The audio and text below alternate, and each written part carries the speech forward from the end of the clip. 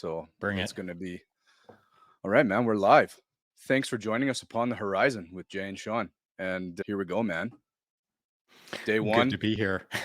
moment one. Yes, indeed. And we're totally unscripted. Right now, the first time that we're ever recording, we're just going into it blind.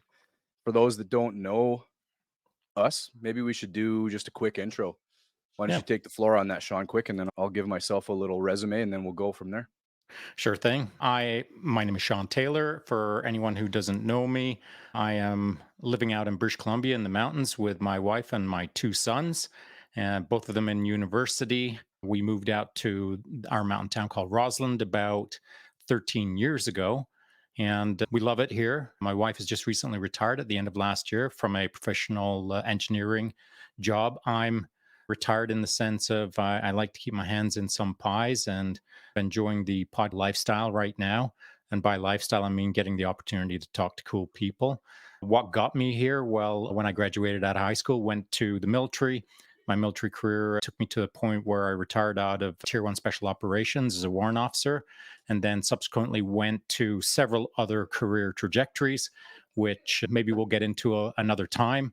But for Mm. now, I'm 60 years old, loving Oh life, my God, and that's crazy. and You're so old, dude. I know. Loving life on the other side of the hill, Yeah, man. Yeah, you can coast and now. so totally coast all the way down. You're so coasting. Everybody that knows you're just dragging your ass now, eh? Oh, what's next?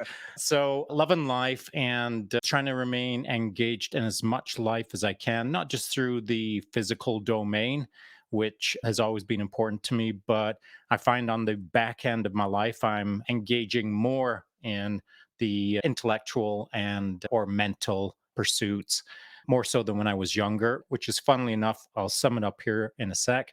You and I were talking about when we're in the green room in the sense of we both do love a good conversation and we love Mm. meeting fascinating minds, and that we're talking about our imposter syndrome and how that I might have just at 60 I might just be one step ahead of you in a sense, but as I think we're both agreeing, our imposter syndromes are both maximum 11 out of 10s, but Yeah. we just keep on smashing anyway, so there's that. Yeah, well, one of the nice things about you and I, Shaun, is that we're both at a point where we're doing this because it's awesome and we know that it may help one person and then the rest is a bonus, right? So it's not like we're attempting to win the world. And you have to have worse imposter syndrome because that's in classic Shaun fashion. You always It have to be is. first, I, right? I'm So totally gonna yeah, beat you at being bad as well. yeah, yeah. You're gonna suck so much worse than me. I'm gonna be Okay, well, competitive. yeah. Well, I hope so. Let's do that eventually. So for me, my name's Jay Subquich. I am a small town guy in the middle of nowhere in northern Ontario. Small little place called Fort Francis. So it's tucked in by the Manitoba border and right on the Minnesota border. It really is quite a remote place. It's 4 hours minimum drive to the nearest city. I grew up here all my life. I started life in the trades. I was a journeyman welder and a millwright. And then I decided to change careers in my early 20s and got into policing. And I think that's how we ended up crossing paths through the social media sphere was because we were both servicemen in some ways and the algorithm kind of brought us together. So I've been a serviceman for coming up on my 20th anniversary here right away. Find myself now engaging more often, like you said, in the intellectual sphere through social media, being a serviceman in a different way since I have had to walk away from my job for various reasons. And we'll get into that another time. It's personal and we'll dissect those conversations as they come forward in the podcast. But that's basically me in a nutshell. I got into podcasting almost on accident because social media to me was a brand new thing. I'd never even done, I'm not sure about you, Shaun. Maybe I'll ask you in a second, but I'd never done social media in my life until 2 years ago. I experimented with Twitter and it was like they said, it was the classic dumpster fire that I wasn't interested in. I had Facebook for a few months until I met my wife on Facebook and then I got rid of it. Had no need for it anymore, right? The dating scene was over. I was hooked, man.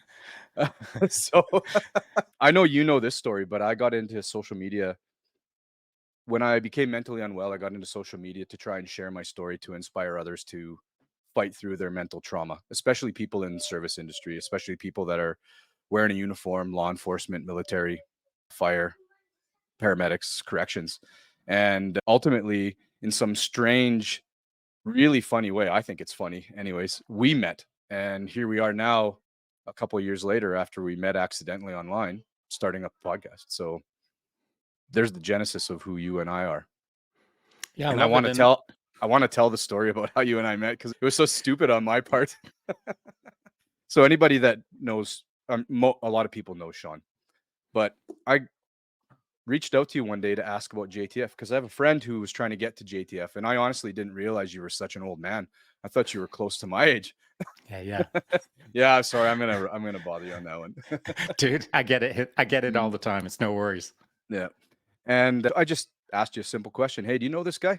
And you said, "Oh, I haven't been in the team since 1914 or whatever it was." So it was like That's right. it was a good few The decades Boer difference. War. Yeah, the Yeah, Boer War is when I joined the teams. yeah, yeah. That's right. Eh? Burning down the White House in the 1800s. And we met in a sort of innocuous way. And then I accidentally joined your live chat in an embarrassing fashion. And we've become social media friends ever since. And we've been doing all kinds of behind the scenes chatting. And I've been on your podcast many times, having really amazing conversations over at the Collective podcast, which has really been a staple in my headphones for, oh, well, since it's been running essentially. So here we are now. Yeah, and you said so the commonality, I suppose, is easy to see if we were just going to target service because you served, I served, but we continue to serve. And so Mm, the common thread is that desire to serve, that need to serve our fellow man to some degree. But there's many other layers between the commonalities of your life and my life, I feel, in respect to pursuing intellectualism or pursuing philosophy or trying to learn more about the human condition in respect to either PTSD or our own human challenges or trying to better communicate with those around us through podcasting. I think neither of us has ever entered into any online adventure to try and seek further recognition or further validation. In fact, I know I can speak for myself. That's the furthest thing I want is to be seen online. But as it turns out, the only way to help your fellow man nowadays at scale is through podcasting to reach across the country. As you were complaining, I believe, all the cool kids out here on the left coast in British Columbia doing all the cool stuff. Meanwhile, you're about 27 provinces away. And so yeah, there are a little harsh far for a play realities. date. That's right. Yeah. There are some harsh realities when it comes to Canada. In Europe, it's less of a concern. You can hop on a bullet train and be at someone's little get together within 3 hours and everyone's shaking hands, but not so here in Canada. And so these kind of sort fireside chats at a philosophical and intellectual um, level that I like, these are not things that I can throw a stone and hit 10 people here in my local town and vibe with. And Mhm. so I'm not suggesting that there aren't deep thinkers in my town. It's deep thinkers and who I vibe with. And that for me is the tricky part is vibing with someone. Yeah, and I wrote down a few things, but I hoped we would start to talk about communication. So I think that if we end up pushing this sort of episode zero, the sort of the genesis of Upon the Horizon, let's deeply dive into communication and dialogue because that's essentially how you and I have developed a relationship. And we've had to learn to read each other and come to understand that we can respect one another and trust one another only through conversation. We've never That's true. shaken hands, we've never been in the same room. We've never been able to look at each other in the eye other than through a screen, which is impossible anyhow, right? It's just a you're generally looking. So, what we have been able to do, and what I think is so important, and why podcasting for me has such an appeal, is because I love communicating. I Mhm. love the fireside chats. I love having deep conversation, like you said, and that is definitely a common thread that you and I share. We've had opportunities either through direct messaging or through podcasting or phone calls to have some pretty great conversations, including guests or people on your podcast that added to it. It's true. Obviously, For it's not sure. me For and sure. you, but Yeah. communication is key. It's key in the human species. Language and dialogue are, I think, probably the thing that set us aside in the animal kingdom more than anything else, more than our opposable thumbs, maybe even more than our intelligence and our problem solving skills. Because there's a lot of animals out there who are very intelligent. Whales and dolphins probably match us on problem solving and intelligence.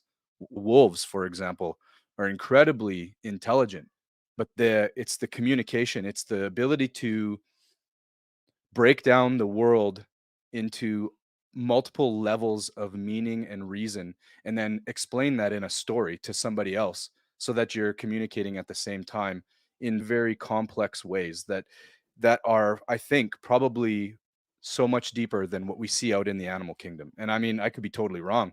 We could be talking about forms of communication that you and I don't understand at an energetic level, that we are completely ignorant in our human understanding of the world, that we're not actually at the top. But it feels like dialogue and communication is the thing that really sets us aside.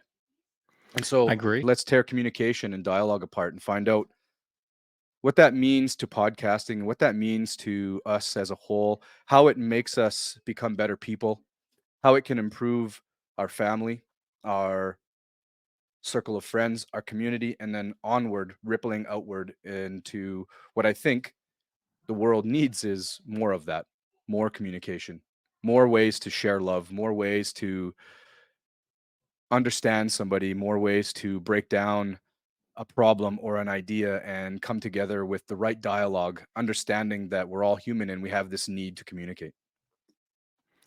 So you'd said something about the animal kingdom that I think is easily connected to the broader conversation, which is how humans communicate.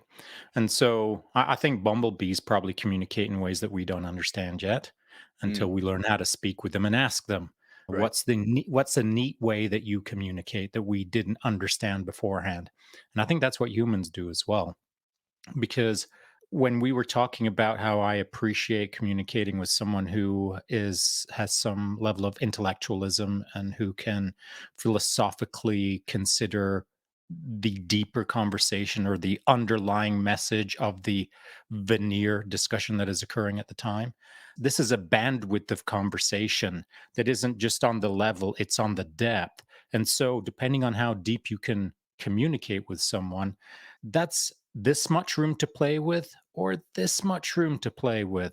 And if I Mm. can move up and down and back and forth, now I'm in a three-dimensional conversation rather than just a two-dimensional conversation.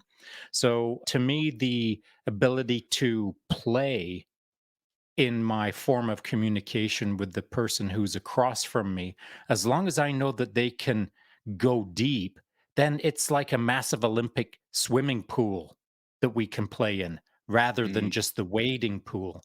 And for my mind, I have a very adventurous and creative mind that thinks really quick. And so I want to play in a big pool, not in a tiny pool.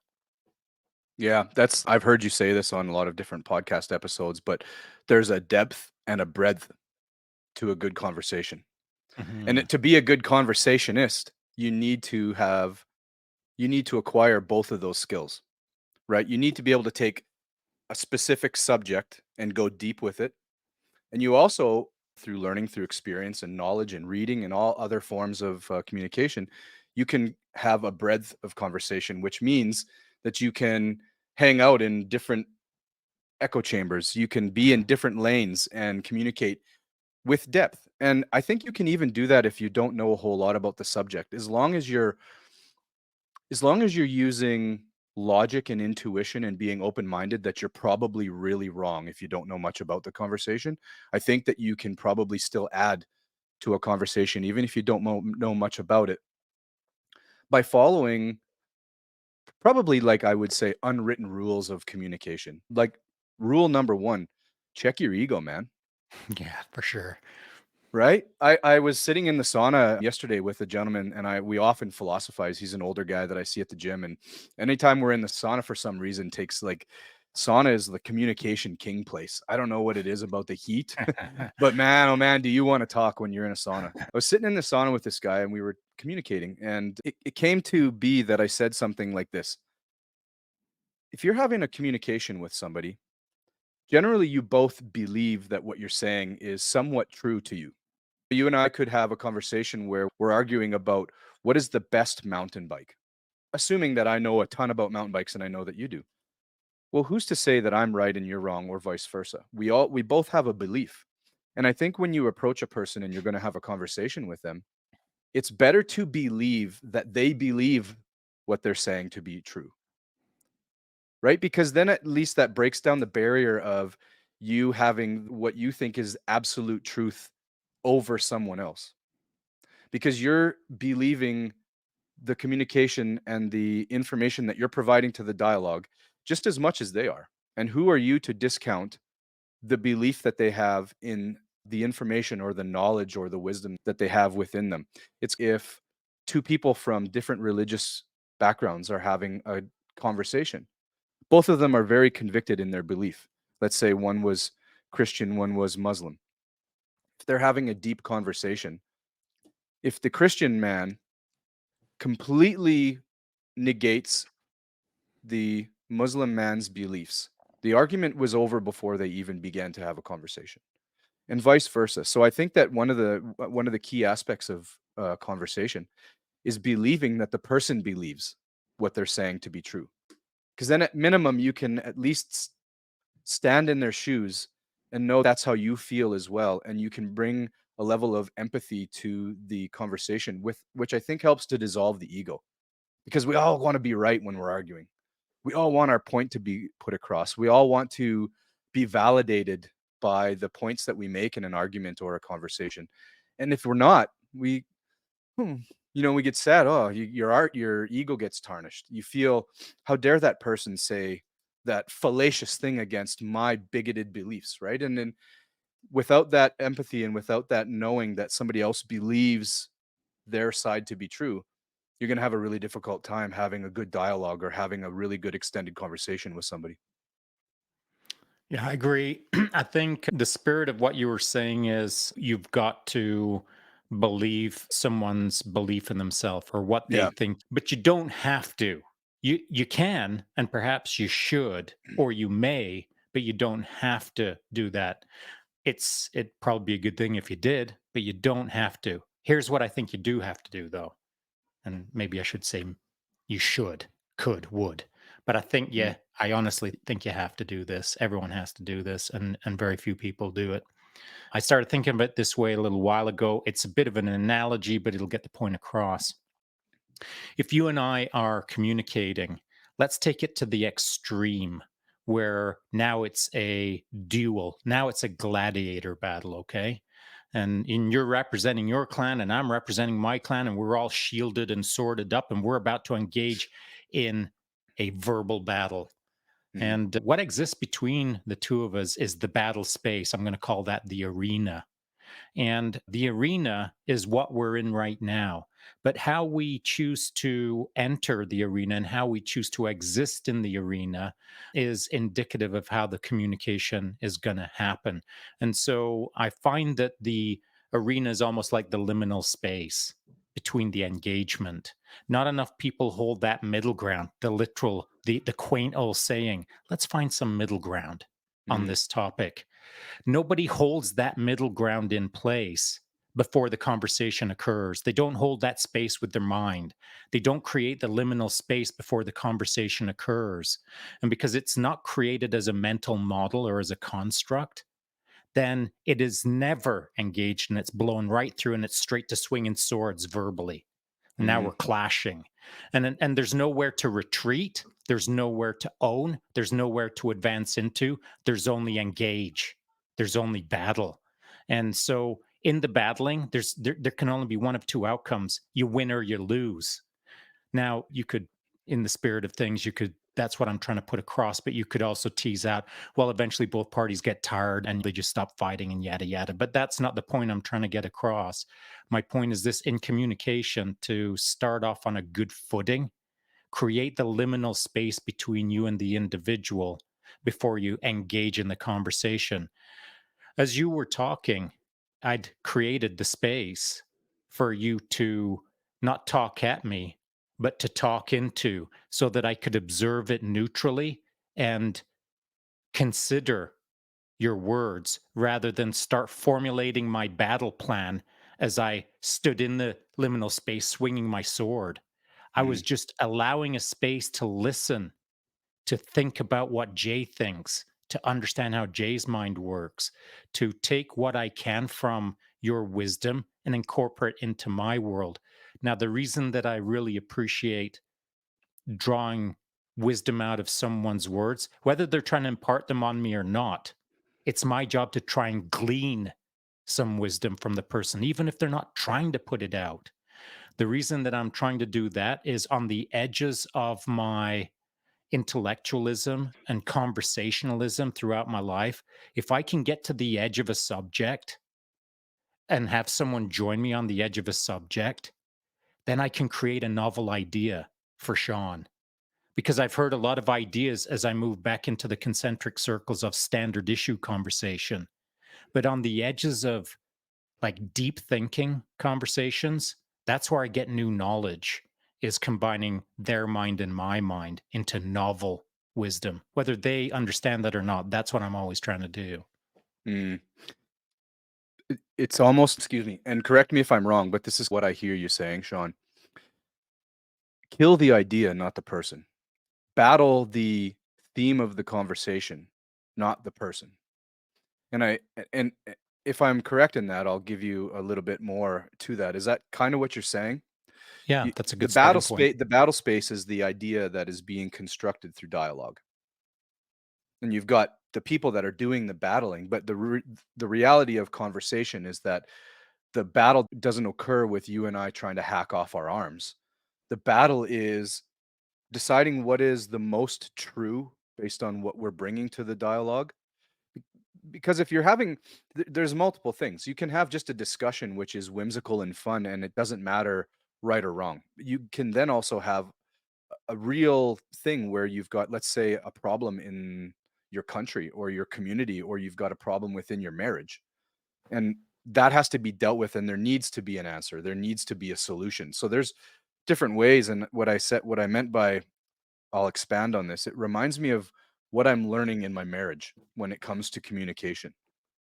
Is you've got, well, at least for me, I'm speaking for myself, and I'm probably speaking for a lot of other people, but my wife is my number one in my life, and we often butt heads. It's part of marriage. Anybody who's been married any length of time, you're going to have conversations that go sideways, and you end up butting heads. And later on, when the dust settles and the argument is over and you've kissed and made up, you can almost look back and laugh at it because you were attacking your wife. You weren't even attacking the idea, or the problem was presented to you and your spouse. So here you are as a team, and you've got this invisible problem in your life in front of you. Or maybe it's, here you are as a political party, and you've got a problem between you and the other political party, the official opposition, but it's affecting the entire country. And yet, what we do is we end up straw manning the other person, or we use pejorative language, or we gaslight them instead of dealing with the problem that's out in front, the thing that's in the battle space, right? This liminal space you're talking about is the place where all the blows should occur. The thing that should be hacked to death is the idea. The That's thing right. that should be smashed and broken down isn't the people speaking, but the ideas and the conversation that they're having. That's the thing that needs to take all the damage, especially if Yeah. you're having a Keep it in the conversation. arena. Keep it in the Yeah, arena. Yeah. Keep the idea in the arena.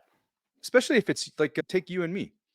We are friends. We have a lot of relationship development to do, and I'm certain that over the years, as we bring this all the way, this that will happen. But we're For going to sure. disagree. We're going to disagree about things. For sure. Now, why would that? If we did the classic egoic conversation, which happens all the time, you see it everywhere on the street, that would be the end of it. We couldn't continue. That's not my style. Right? Like, it ended up it would be me flying to Roslyn and like wrapping my giant biceps around your head and Totally. like totally taking you out, Yeah. right? And then like we couldn't 100%. have a podcast. For sure. Excuse me. But no, just to summarize, I think that's what you mean, is that in the arena of communication or dialogue, you're not attacking the person's Yeah. allowed to be wrong or right. They're allowed to have a belief or not, and it's allowed to be different than yours. And you don't have any authority or right to attack them. Obviously, there's nuance to that we don't need to get into right now, but it's kill the idea, not the person. Yeah, and if anyone considers the visualized arena, gladiator arena, many of the warriors that would step into that arena to slay an idea, as the example, one would have a trident and a net. The other one would just have a long spear. The other one would just have a short sword and a shield. And so everyone comes in with their abilities to communicate or how they attack an idea. And as you're attacking and defending your stance within the arena, you learn through playing with other people, through fighting the fight in the arena with other styles of weapons, as the example. You learn how to be comfortable in a more of a melee, more of a combative conversation, more of a retreat based conversation, more of a flanking conversation. My mind, of course, goes to tactics and Mhm. strategies, but I think there's a lot of parallels that you can employ as a perhaps as a military person or someone who has some tactical strategic training, that you can do that within conversations. My lifelong struggle, or the thing that I'm always constantly trying to get better at, and I suppose I'll never see the end product of, is just freaking not trying to be so extra combative. I mean, I love to push and prod. I like to poke, and I like to Mhm. not so much get under someone's skin, but I like to move things in ways that are disruptive, but not mean spirited disruptive, just disruptive as a pattern interrupt within the typical ebb and flow of two clashes of swords. I want to start the swing and evade and come back from the side and tap them up backside of the head and give them a smirk. That's what I want to Mm. do. I want to be disruptive in the training program of the Matrix. I want to throw a twist into the normal pattern and see where it goes so that I can learn. And I'm learning not just selfishly or in isolation. I'm learning it through the reflection of the person across from me, their reaction. I'm looking at myself and how I'm thinking by looking at them and how they're thinking about how I'm portraying whatever the topic is. So I think the arena is as deep as you want to think about it, and it's as broad as you can imagine. Yeah, I remember you did that to me the very first time that I sat down with you and Chance. And I don't know, I was going on some sort of little monologue, and at the end of it, you just stopped and said, "So why aren't you the Dalai Lama?" Yeah. And it wasn't even anywhere we were going. And it That's really, right. I had no answer for that because I Who wasn't does? expecting it, right? And it's like, That's right. why the hell why am I not the Dalai Lama? How and what I learned in that was all I could do is answer you honestly. Mhm. Right? There was no good, easy, there was no simple solution. I had to come up with something that was It's honest. perfect. Yeah, for And so sure. I don't remember exactly what I said, but I just basically said, "Well, I don't think I ever had any desire to be that kind of person." But definitely kept me on my toes, and it changed where we were going in the conversation, and we ended up flowing somewhere else that turned out awesome anyway. So, Mhm, mhm. yeah. Here's one thing that I struggle with in communication, and I think a lot of people do. When I'm talking with somebody, my brain is mentally formulating a paragraph to retort, All right, yeah. and it's so Dude, it's so difficult. difficult. Right? Like, it's my mind, like, the voice in my head, I'm trying to tell it to shut up so that I can understand and appreciate what's being said to me, and that goes to the second point of what I'm saying. That's my struggle, and I know that one of the great things that you can do in a conversation is listen intently to somebody and then explain back to them what you think they just said. Because then at that point, the person that has just explained themselves feels comfortable and satisfied that they have been listened to, and then you actually figured out that you actually learned pleasant Yeah, enough in the conversation to have gotten the gist of what they're saying, right?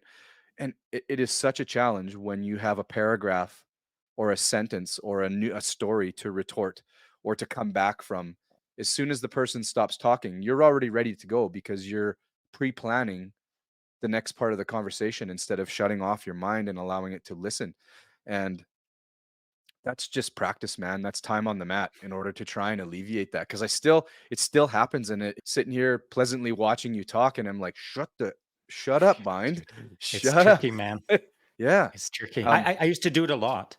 I mean, a lot, and I still do from time to time. And it's when I recognize that's what I'm doing that I can now switch to what I considered to be my baseline performance, or my default mode of when I'm podcasting or communicating with someone. And it was a rough start. What I'm going to suggest to you is what I do now was a rough start in mm, podcasting, because I was very much a person who, like yourself, like I was never on Facebook. So I never learned that you're supposed to like and click and tweet or whatever. I just didn't know any of those rules. So when podcasting came along, oh my goodness, I didn't know how the Instagram worked. I didn't know any of this stuff. I was really screwing it up. Like, I wasn't a good social media person, but I just kept on chipping away. And then when the podcast came along, of course, I'd never podcasted before. And so I had to take my toy and break it a bunch of times to figure out how to play with it in a way that Sean likes to play with things. And so what I had to do was try a bunch of different ways to communicate that I could figure out, okay, I can see this going through another 10 years. That's how I had to make my change. Was I cannot be thinking about what Jay's saying right now and formulating my next move for the next 10 years. That's what I had to tell myself. I won't enjoy it. I won't enjoy counter ambushing Jay's ambush for another 10 years. But Jay's name was replaced by Chance's name, or Chance's name was replaced by Seb's name, or whoever I was talking with on a podcast. I found myself initially trying to get in front of their point, or trying to engage in two steps beyond where they were at right now. It was super frustrating to me because I felt really disrespectful in observing the person's time, where whether I didn't value their time strongly enough or I just didn't understand how this whole thing works, I was finding it really difficult to shut down my monkey chatter. Mm, So when I started putting together the fact that it's super disrespectful, and I can't be this disrespectful for another 10 years with all of the various people that I'm talking with. I've freaking got to do it completely different. I've got to do it in a way that I've never tried before, and never tried before, and never tried before. And then bam, I finally found the thing that works for me. Now, it works for me, may not work for everyone. Here's what I have been doing for quite a while now. And I've laughed about it to various guests that have been on the Collective podcast or the Goldmine podcast. And here's how I just try to explain it. I just disappear. I just try to enter into the flow zone. I try to zen out. I try to enter the matrix time. Call it what you want. I just try to freaking disappear. And when I find it's the correct time to say something, I just let it go.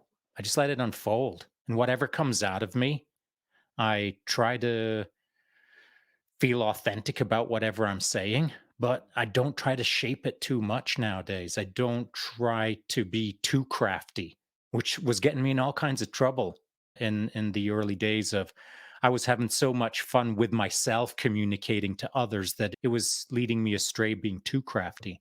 So now I just strip out a lot of the nonsense in my head. I've got no monkey chatter as I'm talking right now. I've been doing this long enough that I know the words show up magically mm. in front of my eyes, and I don't know where they come from, and there they are. And I'm another sentence deep, and I don't know where that came from. So that's how I do it nowadays.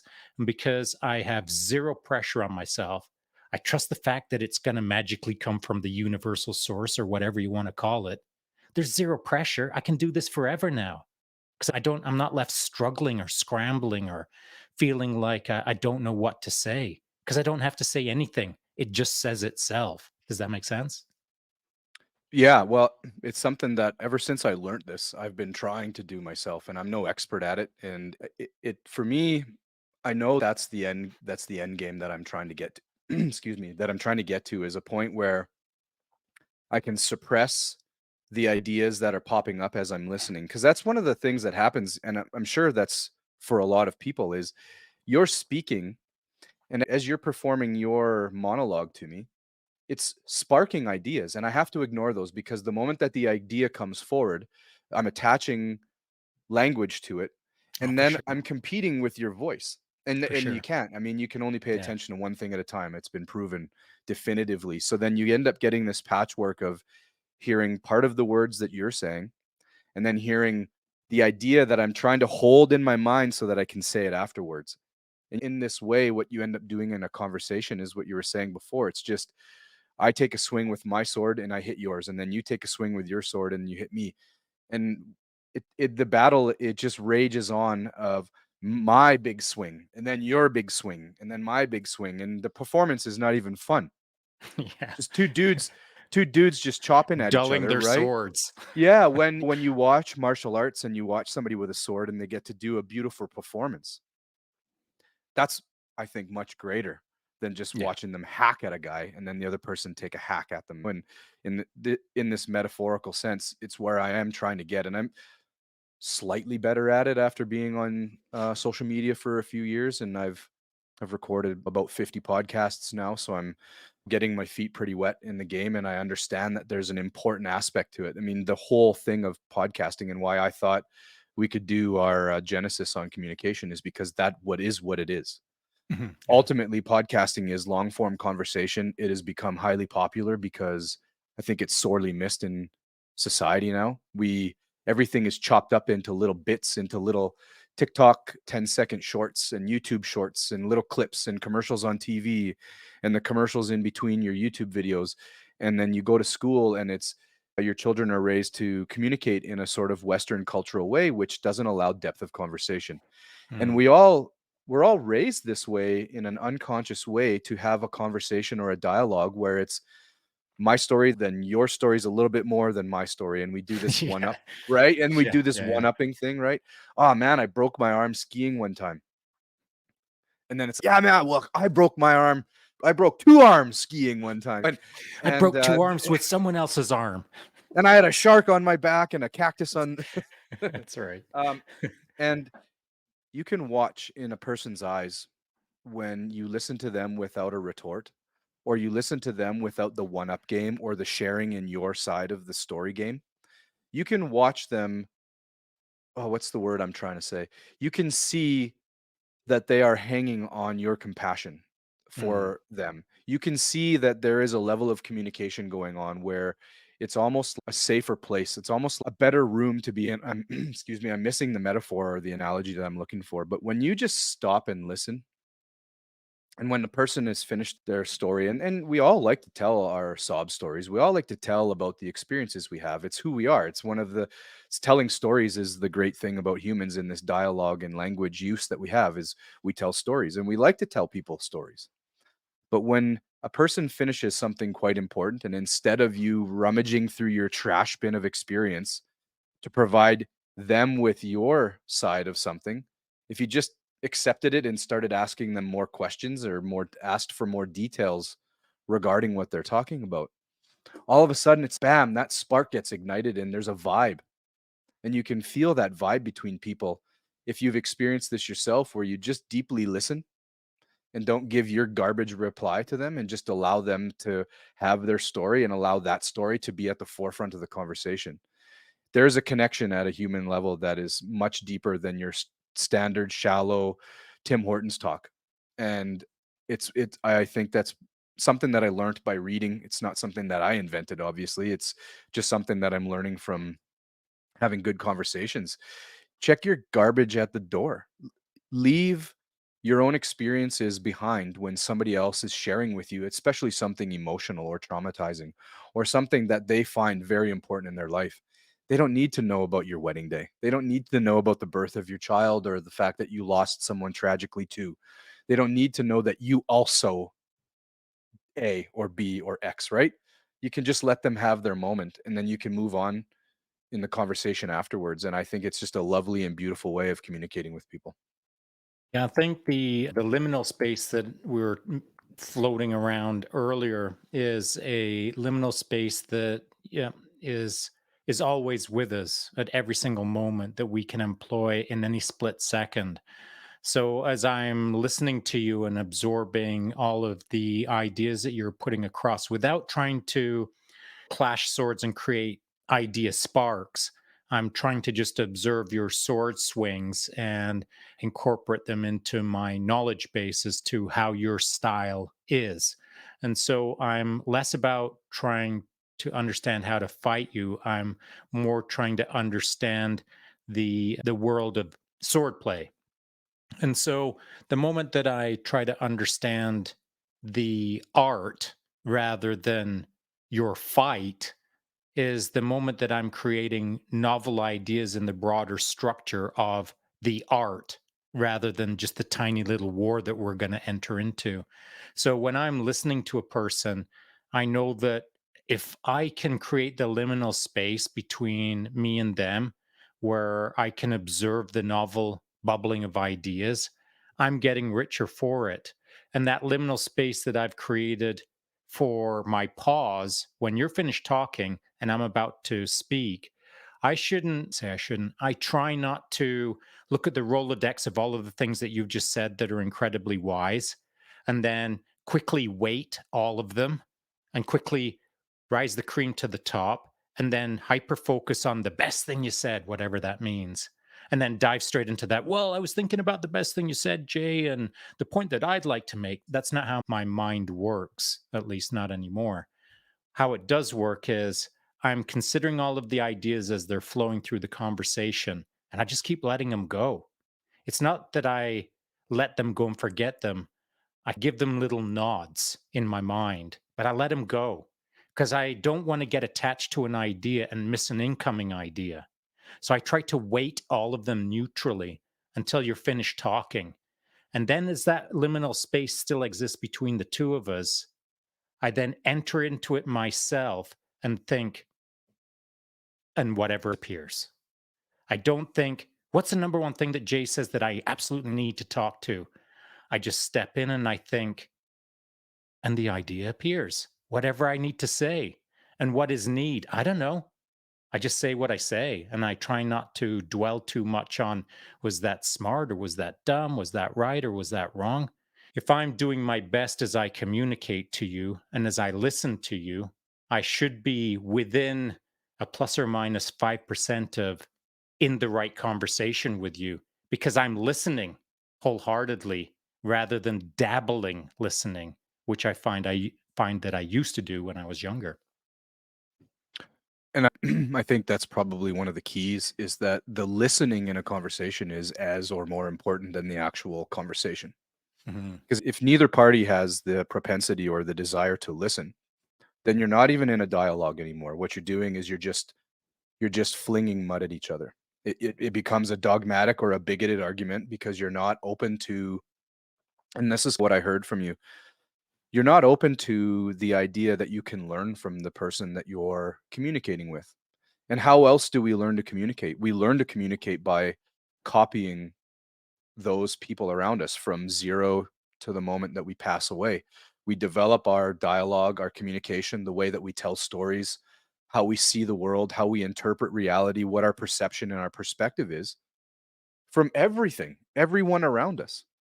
And as you get to a level of maturity in your life, I think I hope that we all come to a place where we can start to see the intrinsic value in conversation, in dialogue with somebody, whereby you can snip off a little piece of them and you can incorporate it into you if you've had the opportunity to, or if you've given yourself the opportunity to listen to them instead of just formulating an argument and trying to base the conversation around your next thought because you end up, like I said, you end up just bashing swords without ever giving the person that space that they need, and you never learn from them. And it reminds me of a podcast, an episode from the collective. I was listening to you and Seb and Chance, and that you were talking about how some special forces guys were on the range with some IPSC shooters, and there's this idea: what is an IPSC target shooter going to teach some special forces guys about handgun manipulation?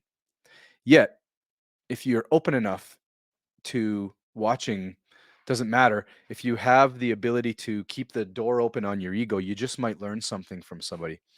And it reminds me of that. You come into an argument or a conversation, you got to remember that you're probably not as right as you think you are, right? Unless you are the expert, unless this is your level, this is your place of expertise. The conversation happens to be about something that you definitively know to be real and true, and you should hold your ground on that. But otherwise, if you're experimenting with ideas, you may be somewhat right in how you believe and what you think, but so might the other person. And your mind is really good at tricking you into thinking that you're way more than you actually think. Like, we all think we're smarter than we actually are. Yeah, isn't that the truth?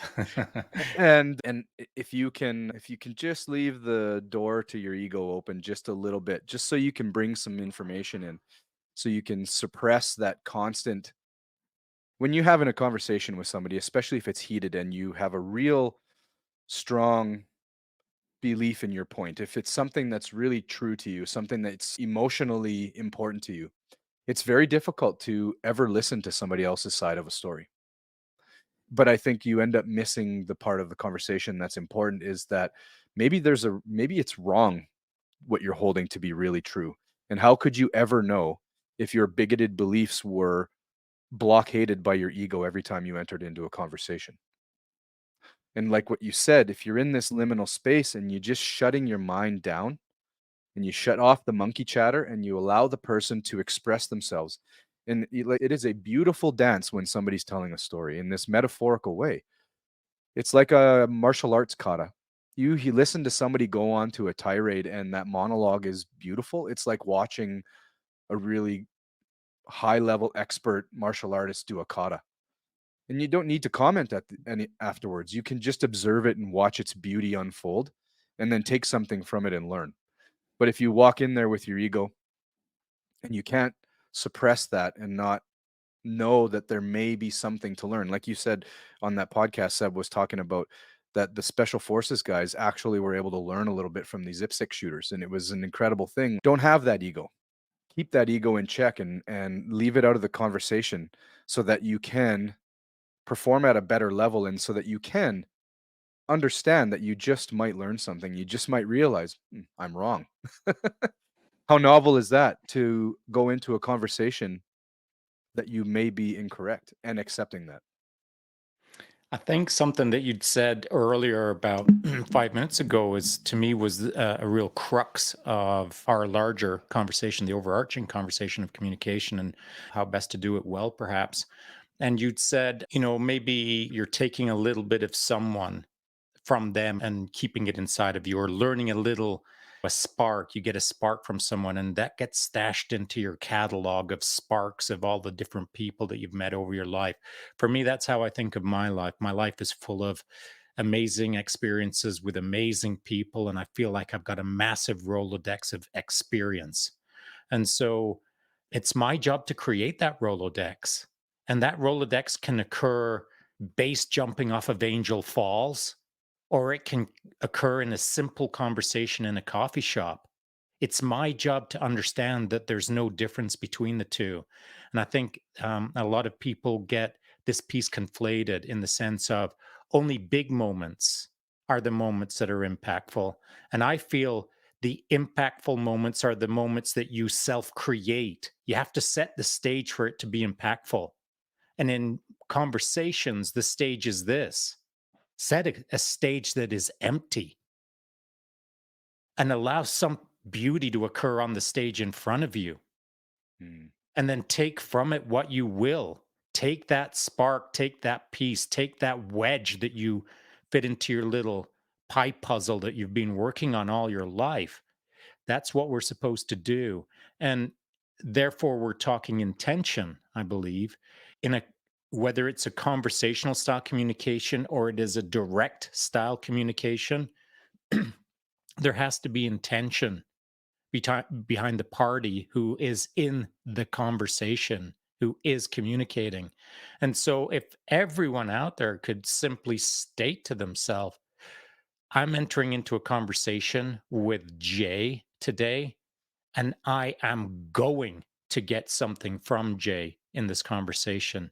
I am going to, you can call it rob some wisdom from Jay, steal some wisdom from Jay, glean some wisdom from Jay, search, seek, adventure, whatever you want to call it. But your job in a conversation is to get wisdom, not provide wisdom.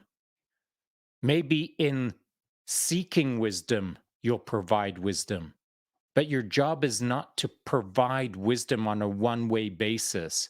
I was screwing that up initially in podcasting.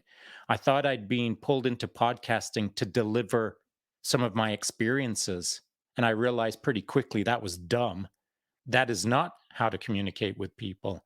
And so there's many ways to communicate, but for me, before I start communicating with anyone, I always tell myself, what's in it for me? What's in it for them? And at the bare bones basic, I'm seeking knowledge from them, which means I've got to fricking listen to them, whether I like it or not. And Mhm. it's easy to listen to you, but there's some people that I've had to walk into conversations and fricking challenge myself. Shaun, in this conversation, even though you don't like the person, seek wisdom in this moment. And it changes how I communicate with the person. It elevates my ability to be with them to a higher purpose rather than a primal basis of dislike. I hope that makes sense.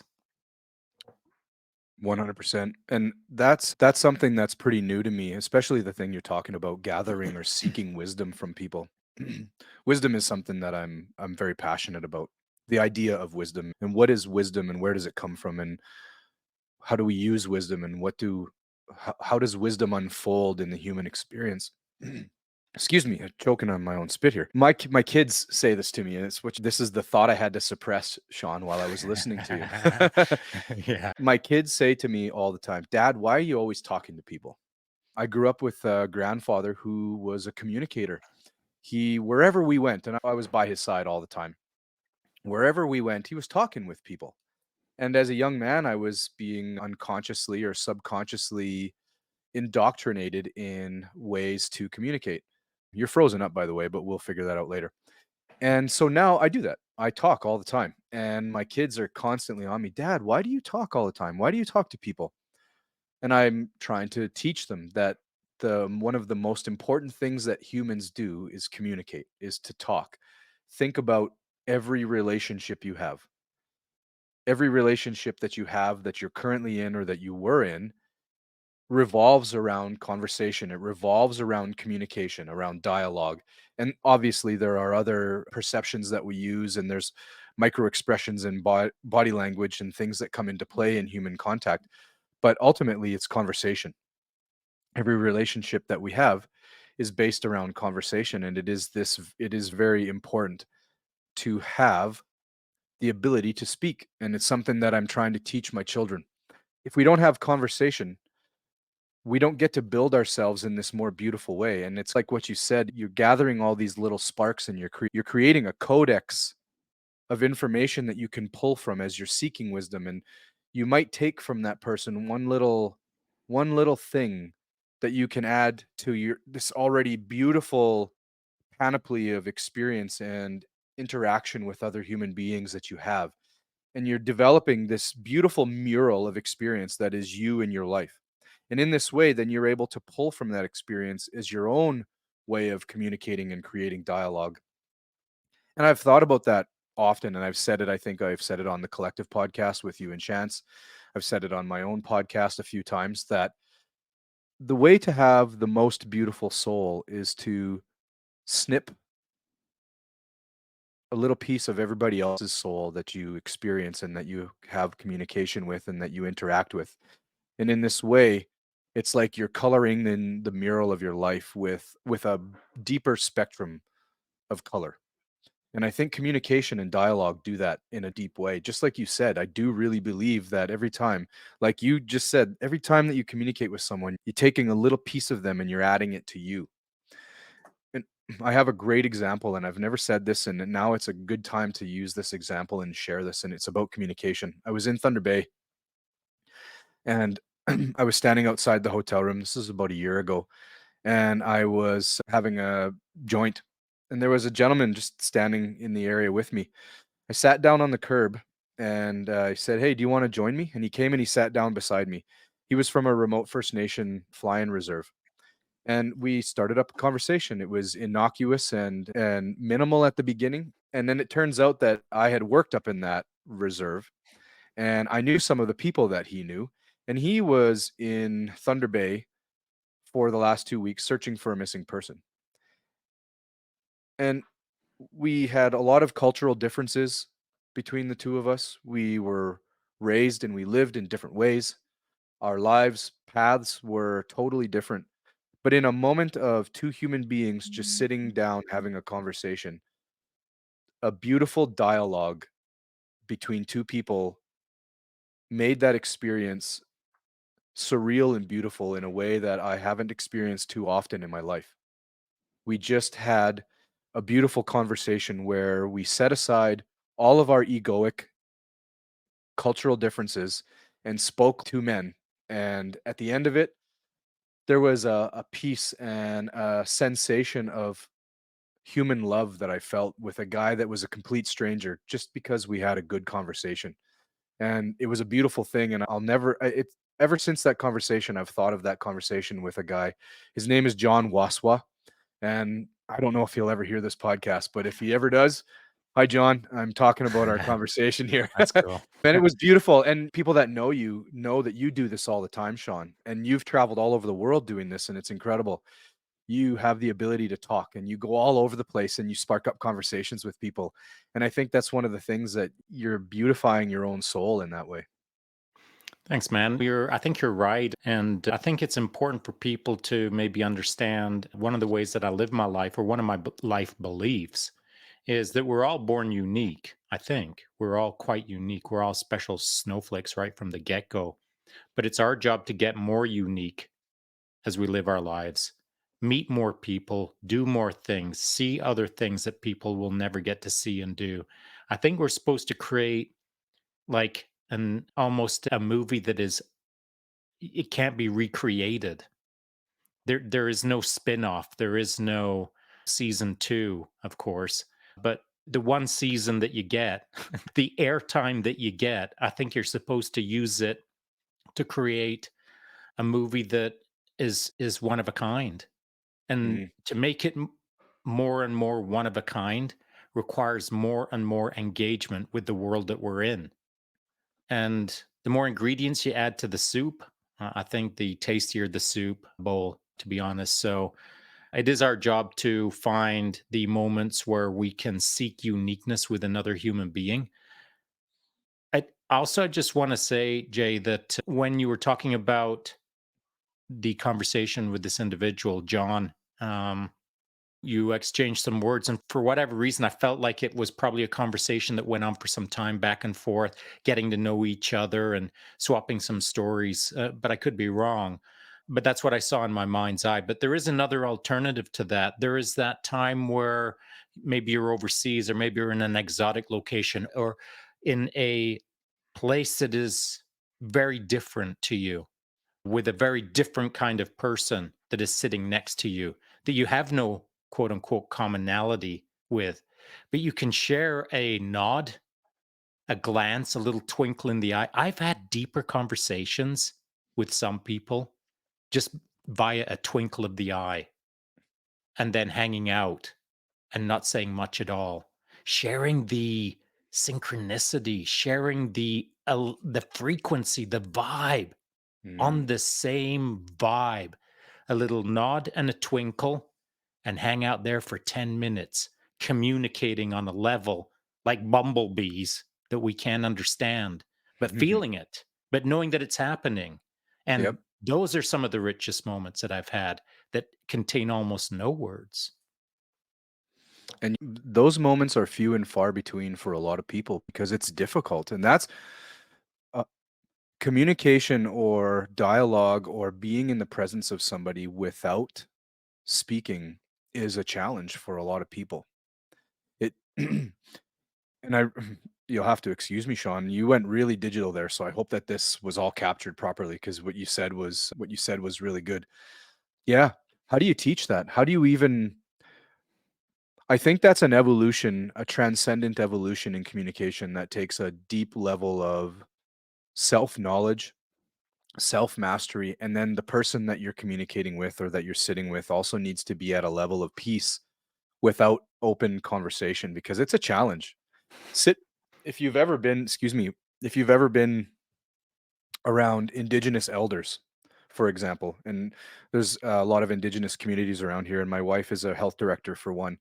When they're speaking or they're telling a story, often there is long pauses.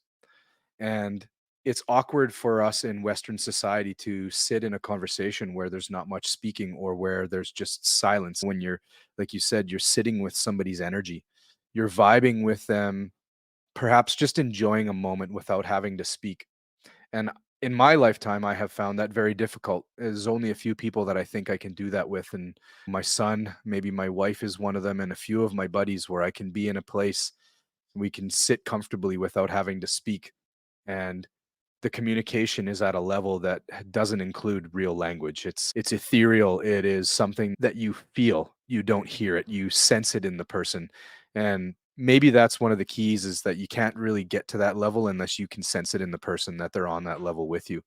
I don't have a whole lot of experience sitting with somebody without communicating with them using language, but the times that I have experienced it, which are very few, it's a challenge. It's very difficult, and if you can do it well, if you can just sit and be present with somebody within their energy space, vibing at the same level that they are because of the experience, there is a beauty to that does not require language. I just don't I don't think that's a something that you can train for. I think it just is an evolution of who you are, and it also is an evolution after you've done what you've done throughout so much of your life, which is experience as much as you can.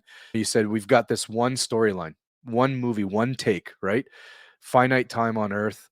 The movie begins at birth and ends at death, and you only have one opportunity to make that movie the movie of your life, the most rich, colorful, beautiful, magical, amazing story that you can. And why not bring everybody along with you that you can? Why not expand the spectrum of color? Why not expand the beauty of your life by richly communicating with as many people as you can? And I do this all the time, and I just said it, and I know you do. And I just think it's wonderful. If you go anywhere and you just have a smile on your face and you just say hi to the right person, you'll pick up on who wants to talk, and you can go all over the place and have incredible conversations with people, and it enriches your life. And for those that don't do that, cool. But for those people that are looking to expand their horizon, that are looking to reach the boundaries of the human experience, it's when you communicate with people. Like you said, when you snip a little bit of them off and it becomes part of your codex of life. I think that's one of the keys to, like you said, to beautifying this one finite moment on earth that we have.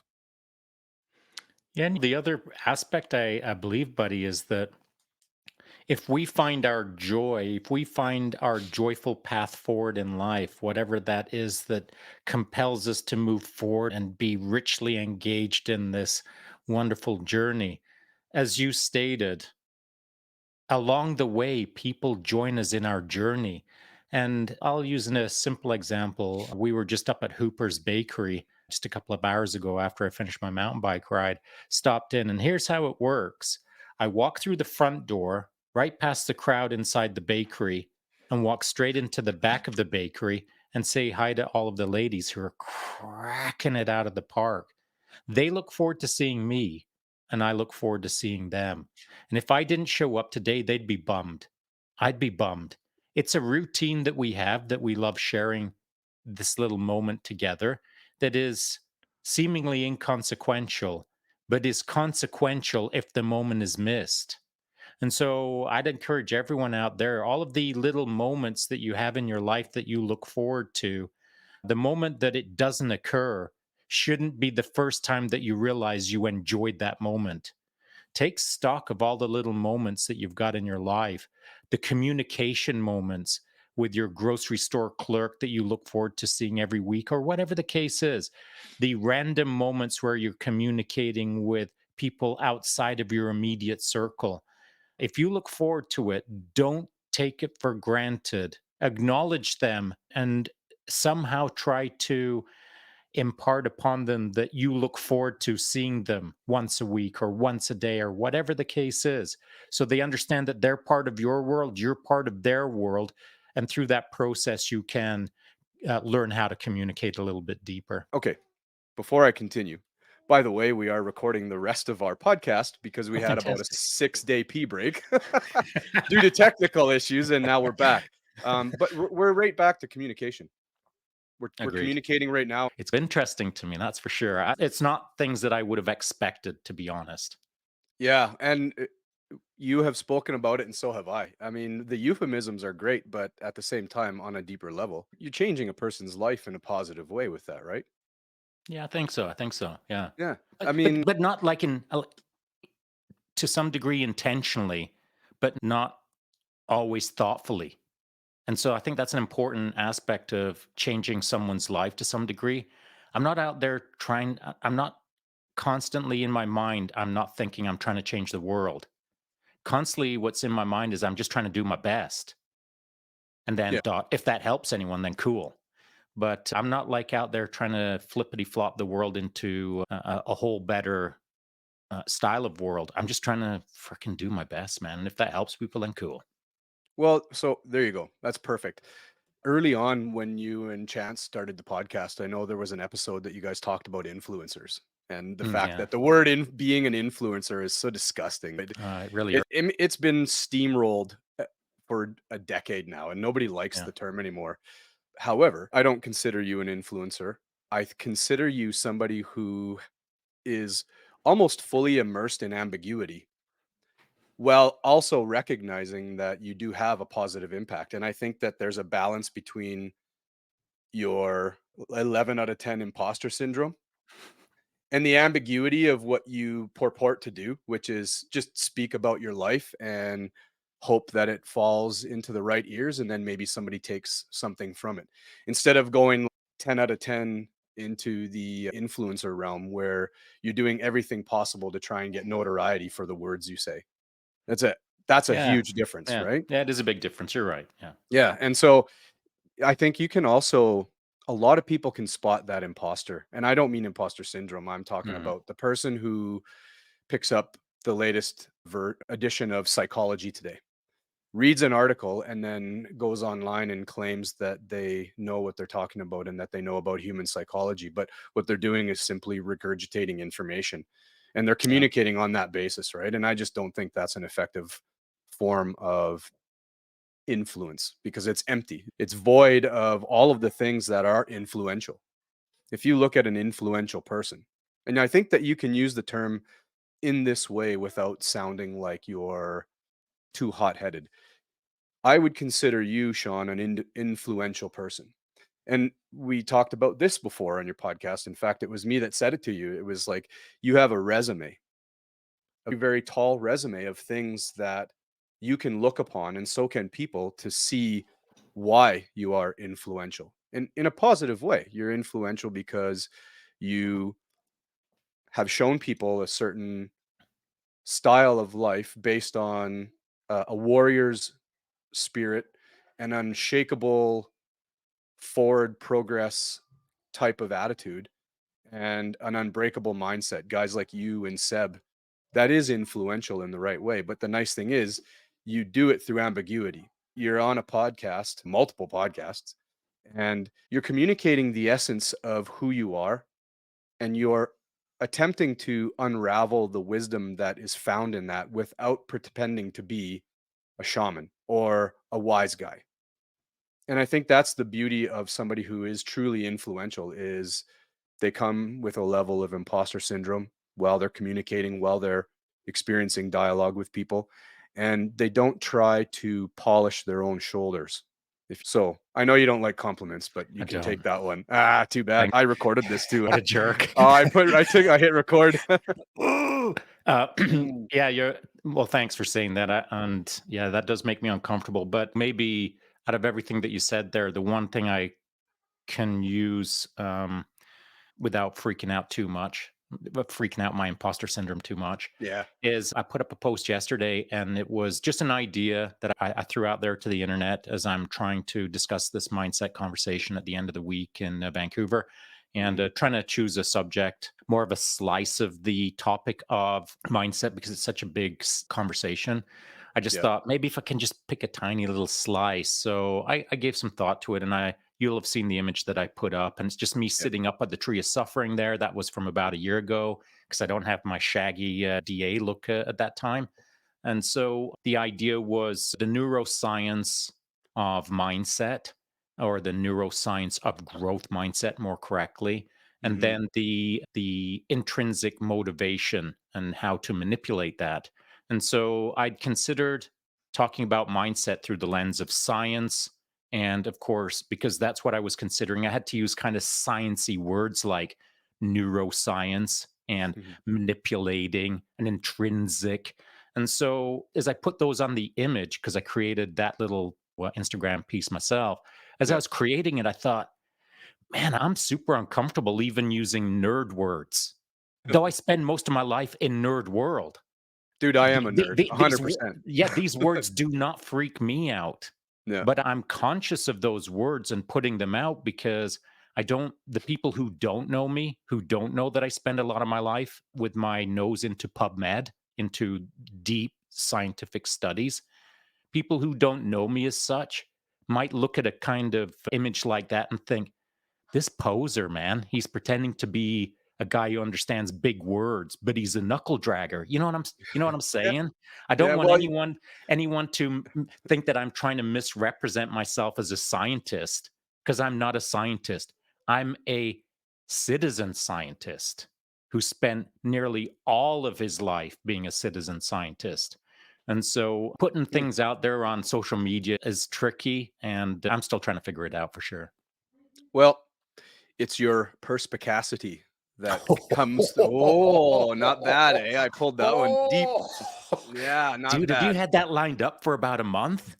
Ever since Satch demoralized us with that social media post calling us perspicacious, my wife reminds me every day. She calls me Chat GPT. That's my That's new nickname at beautiful. home. That's beautiful. Yeah, it's the way it is. The reason why I speak this way, I think, and I think you probably on the same page as me, I read Mm, all the time, mm, right? Like our someday you'll be in my house. I know you will. mm. You'll see it's a library. Wherever you go, I've got 20 books on my computer desk here. If you go in our living room, it's a library. There's books laying everywhere. Our kids' rooms are full of books. We have a tack shed where we keep our horse tack. And on one side is probably 30 or 40 boxes just full of books. The reason why I'm able to speak and articulate without sounding arrogant is because I just read. And what do you do when you read? You become like a parrot, right? You absorb the information, you see how the words are formulated within sentence structure, and then you see the greater way that an author formulates his thoughts through the paragraphs and then the unfolding story within the book as the chapters unfold, and you see the flow of the book. And the more that you read, the more that you engage in dialogue based on the information you gather from reading. And you can see that I'm not a dictionary. I'm not especially talented in language. I almost failed English in high school. Really, Oh, I'm surprised. seriously, I had a 50 average in high school. It wasn't until I Mm, was about 20 years old that I discovered my penchant for knowledge and reading, that I just finally got to a level where I realized that books were an important part of my life. But that was after high school. All I do is naturally talk the way that words flow out of me because I was influenced by hundreds and hundreds of books that I've read. mm. And so my perspicacity, if you will, comes from all of the books I've read and all of the dialogue I've engaged in through 20 years as a policeman and through being a person who has verbal diarrhea everywhere I go. I'm always talking. And what you do, that is like your 10,000th rep of trying a rear naked choke. You Mm. become good at it, right? And without reading, without engaging in proper dialogue, without going out into your community, you just finished before we had our big break talking about going into your community and engaging in these little conversations, whether it's the storyteller or the person who's giving you your Asiago baguette at Hooper's. Every time you're doing that, you're practicing. It's always a little practice. It's always a little play, right? You're telling a story to somebody and they're telling the story to you. And every time you do that, you get better and you get better and you get better. And I'm not saying that you ever get to expert mode at this, but you're always upon the horizon. You're always stepping towards that goal. And it just never quite gets you to where that end point is. But every step brings you to a new level of expertise.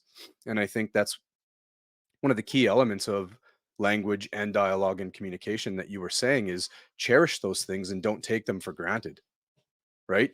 These Mhm. moments of dialogue, you're going to be sitting in front of a crowd really r- right away talking about mindset.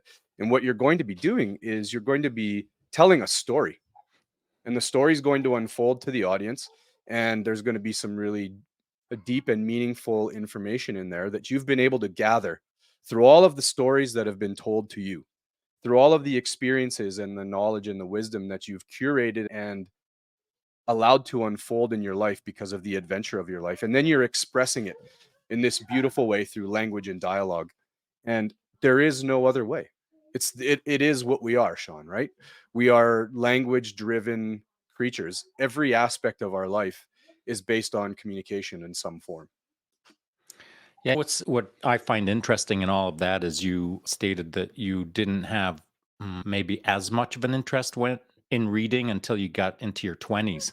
And Mhm. so that should act as a real good that should be encouraging to people who hears that, because obviously now you're well spoken, well read, and that's through a process of learning to love something that perhaps you didn't initially love, or digging into something that you didn't think you'd be interested in. You just dug into it and you got better at it, and here you are able to communicate at an extremely high level. And so for myself, I've always loved reading, always. And in fact, when I was in high school, I recall this moment distinctly. Mid high school, we were in English class, but we were covering Shakespeare. And we cover several of Shakespeare's plays or novels. And I would read Shakespeare, and it read to me like regular English. Like, to me, I could understand it perfectly. I knew exactly what Shakespeare was trying to illustrate in the moment or trying to put across. And my classmates were extremely confused by Shakespeare. And so when the teacher would ask, what is Shakespeare trying to illustrate here? I wouldn't put my hand up, but no one else in the classroom was putting their hand up because they were all confused. And eventually I reluctantly started putting my hand up and saying, well, it seems to me that dot. And the teacher would look at me and say, have you read this before? Or how do you know this about Shakespeare? Or but to me, Shakespeare just read like normal English. And so I could somehow read between the lines of Shakespeare to understand how it applies in our modern world. It's not that I'd ever been formally taught, I just had a penchant for it. And so that's been the way for me throughout my life. The written or spoken word, for whatever reason, I see it and I hear it just a little bit differently than most of my peers. And sometimes that's a positive, and sometimes it's been a negative. But the reality is that I now know that when I see or hear something, I'm processing it in a unique way as compared to the norm. And so that's why I love being able to communicate with someone who communicates well, because I know they don't think precisely as I think. They don't hear how I think. They don't read how I think. We just don't think the same. But there's enough commonality that I'll be able to combine my novel view of the world with their view of the world. Whether it's novel to their peers or not, it doesn't matter. It's helpful if they're novel thinkers in context of their peers. But I know for sure that when I chat with someone, that between the two of us will create something new because I see things differently.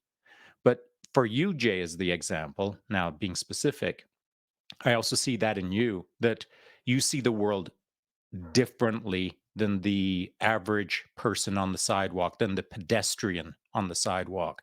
You look at the world not just through the lens of your experiences, but you also, your mind is unique as compared to the normative mind. And so that's why I enjoy these conversations with you, is because it feels like it's two novel, observative minds combining into a novel discussion. Well, thank you for that. I appreciate it. I have to agree.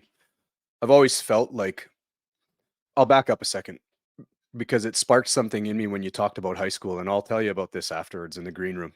I'll share it with you because it gave me goosebumps. But I think what happened is I found the right book.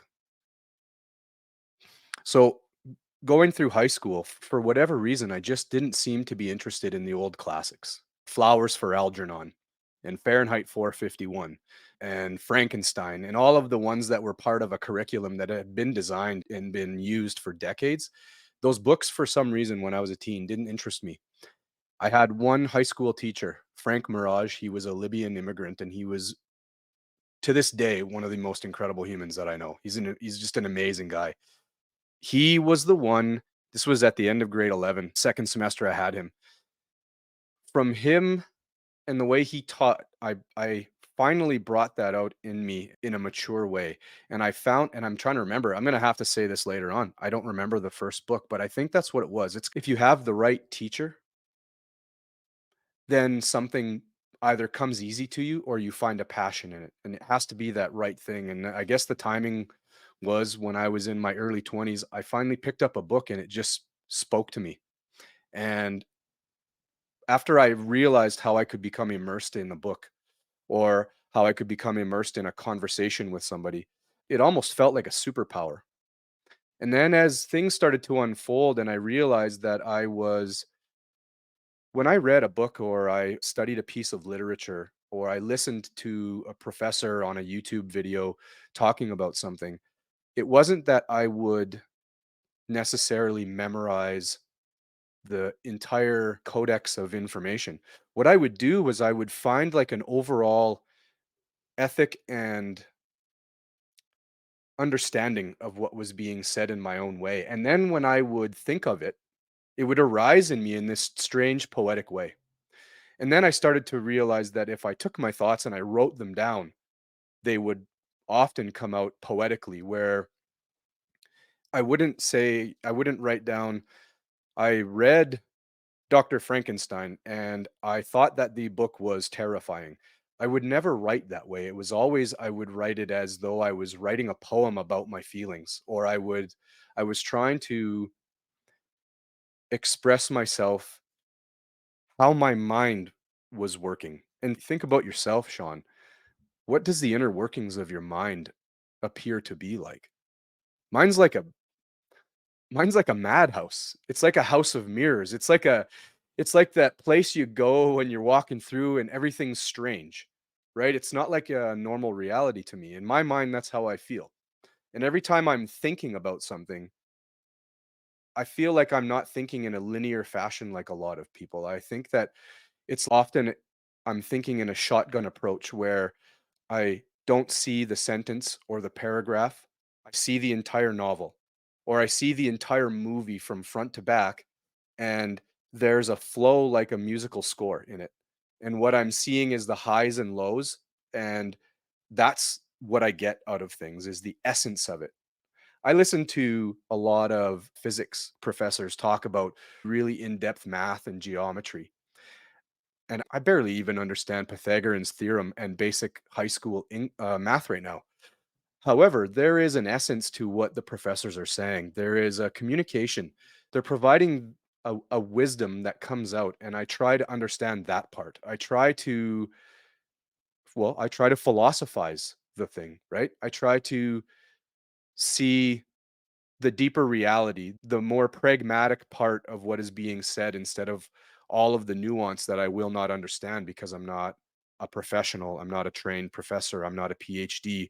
I'm not a university graduate. I'm not in that silo. I'm just trying to understand it and learn. And that's where my uniqueness, I think, comes from. I don't see things, like you said, in a normal way. And when I'm having conversations well, with people around me, I have to do like you said, I have to make sure that I'm paying attention in such a way that I'm getting what they're telling to me in reality instead of how my mind wanders off in all of these strange ways.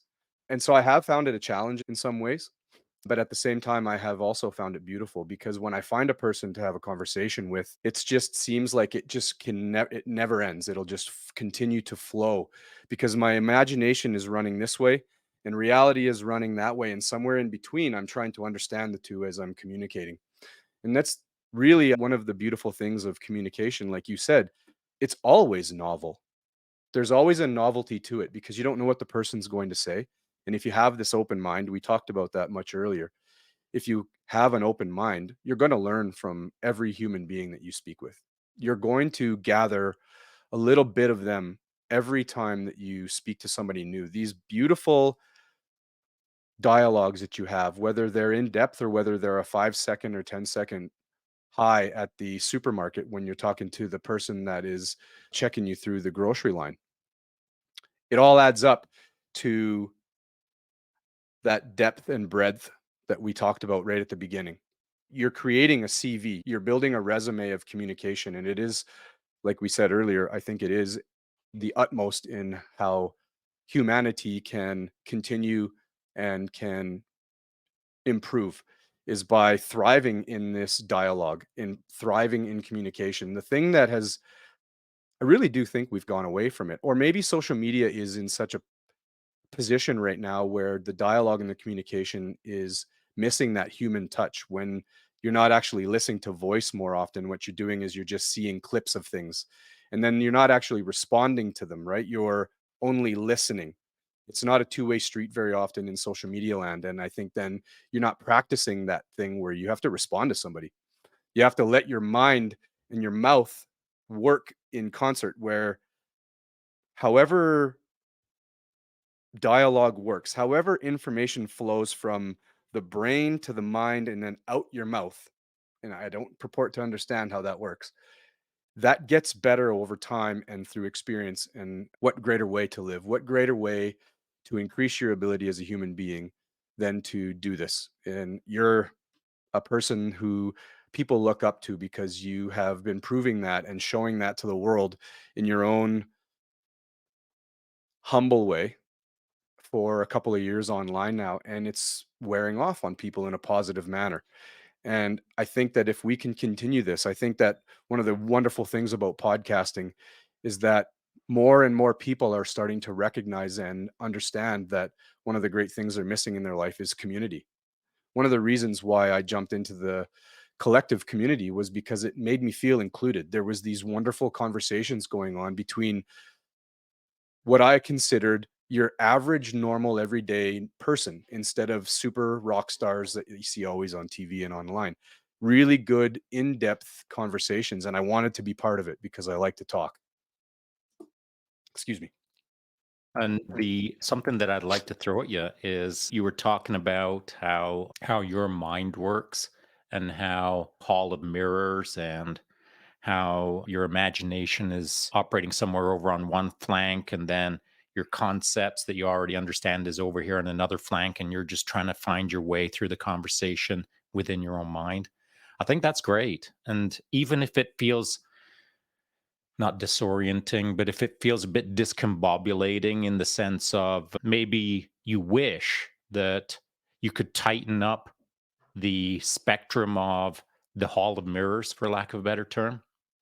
I disagree. I think it's great. I think it's great that you're there. I think that's great that your mind works like that. And here's why: because a lot of people try to clamp that down, like Mm, to operate in the, and I'm going to use the term and it'll stick, the chaos of your mind, which I don't think is chaos, by the way.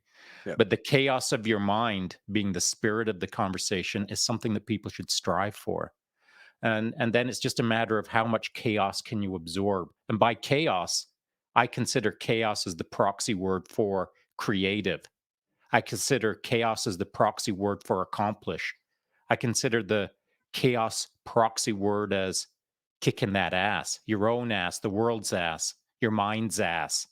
Because if you tighten up your control on your thought process so much that it is now linear, that it's less noisy, that it's less invasive, perhaps. So now what do you got? You've got a single frequency. It's just Mm, called white noise. It's a single spectrum that's blasting between your ears, called your brain. And it's just on constant sizzle that you get used to, the sizzle of every day. You get used to the sizzle of every day. And then all of a sudden, those sizzle thoughts, they just disappear because that's what white noise does. You only hear white noise for a while and then it just fades into the background, even though it's still there. You yep. normalize the white noise, you normalize your thoughts. And then years later, you realize that you're sitting down in your chair and you don't have any novel thoughts because you shut your mind down because it felt just a bit too chaotic. As far as I'm concerned, mindset, you should set your mind to the 11 out of 10 gear so that you are setting up a chaotic environment within your mind, but not disturbingly chaotic, adventurous chaotic, exciting chaotic, what's around the corner, pilgrim adventurer chaotic.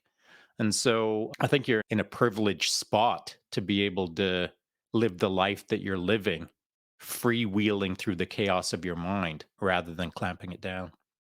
Yeah, 100%. And I'm very grateful for the person I am. I used to think that my mind was like a prison until I realized um, that I could harness the creativity and I could focus the chaos, if you will. Instead of trying to cage it or harness it, I used to find it confusing until I matured to a level where I could communicate the thoughts that I was having properly. Um, it was freewheeling, chaotic, and often, I don't want to say the word disturbing. It wasn't disturbing in such a way that it pathologized into something scary or damning. It's just that it took a lot of time and effort to get myself to a point where I felt comfortable communicating in a mature way. And you said something earlier that I wanted to touch on because I think it's important. Have you noticed that on your daily routine, you have a subset of almost unconscious responses to verbal responses to things that are not novel or are like everyday interactions? I'm going to give you an example of this, and I'm wondering if this ever happened to you. And it really freaked me out in a neat way. I was delivering eggs because we're farmers and we do that. And I delivered some eggs to a gentleman, and I turned around in his driveway and was walking back to my truck. And he said, "Oh, just hang on a second. I've got some egg cartons in my house for you." And my body and my mind reacted in such a way that it was completely automated. I said words something like, "Oh, okay, sounds good." And I spun around and started walking back to his place. And it was in that moment right there that I had a moment of clarity in the third person as though I was watching myself in this scenario. And I realized it's freaky to say, you'd have to have experienced this in your own life to understand it. But I saw myself saying that without any control mechanism whatsoever. This was a Rolodex of responses to what the person said to me. And just like taking a breath or having your heart beat or scratching your nose when it's itchy, I said it before I even had a thought. And it caught me off guard in a very surprising way. It was a response that came out of me without me even knowing I was responding. I became the observer of my response. And we have these. And if that's all you ever have, then it's just unconscious programming, right? The more you do something, the more unconscious it becomes, right? You ride your bike. You don't have to think about riding your bike, Sean. You put your toque on, you don't have to think about it. It just happens. You've done it so many times. The novel experience for you when you're riding your bike is trying harder and shredding corners better and faster and jumping over the cliff a little bit farther and landing a different way. And there's all kinds of ways to create novelty within this, but there are these unconscious responses built into language and dialogue that we have. And without these beautiful novel experiences, you're talking about mindset and growth.